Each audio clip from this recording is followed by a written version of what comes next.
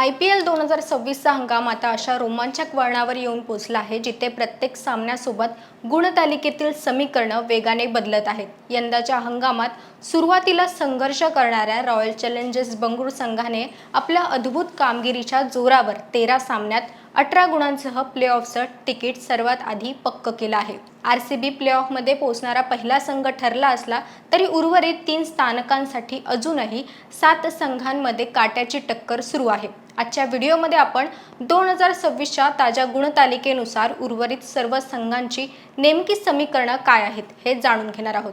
नमस्कार, मी मयुरी आणि आपण पाहतात मुंबई आउटलुक. सध्या गुणतालिकेत दुसऱ्या क्रमांकावर असलेला गुजरात टायटन्स संघ प्लेऑफच्या अगदी उंबरठ्यावर आहे. गुजरातने 13 सामन्यांपैकी 8 सामने जिंकून 16 गुण मिळवले आहेत. त्यांना प्लेऑफमध्ये आपले स्थान अधिकृतपणे निश्चित करण्यासाठी त्यांच्या आगामी शेवटच्या सामन्यात फक्त एक विजयाची गरज आहे. त्यांच्या पाठोपाठ अगदी सनरायझर्स हैदराबाद संघ 12 सामन्यात 14 गुणांसह तिसऱ्या स्थानकावर भक्कम स्थितीत आहे.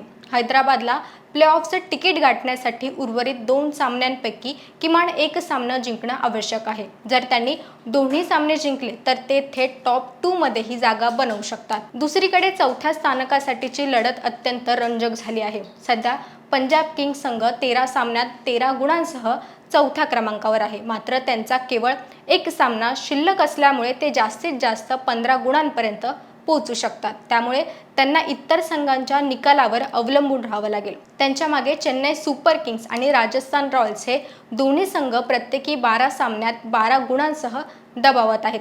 चेन्नई आणि राजस्थानला प्लेऑफचं तिकीट मिळवण्यासाठी त्यांचे उर्वरित दोन्ही सामने चांगल्या फरकाने जिंकावेच लागतील, कारण एका पराभवामुळे त्यांचा मार्ग खडतर होऊ शकतो. या शर्यतीत दिल्ली कॅपिटल्स संघ 13 सामन्यात 12 गुणांसह आणि कोलकाता नाईट रायडर्स संघ 12 सामन्यात 11 गुणांसह तांत्रिकदृष्ट्या अजूनही जिवंत आहे. तर KKRला चमत्कारी कामगिरी करत उर्वरित सामने मोठ्या फरकाने जिंकावे लागतील आणि इतर संघांच्या पराभवाची प्रार्थना करावी लागेल. दरम्यान खराब कामगिरीमुळे मुंबई इंडियन्स आणि लखनौ सुपर जायंट्स हे दोन्ही संघ आधीच प्लेऑफच्या शर्यतीतून अधिकृतपणे बाहेर पडले आहेत. थोडक्यात सांगायचं झालं तर RCB सुरक्षित असली तरी उर्वरित 3 जागांसाठी गुजरात, हैदराबाद, पंजाब, चेन्नई आणि राजस्थान यांच्यात अंतिम थरार पाहायला मिळणार आहे.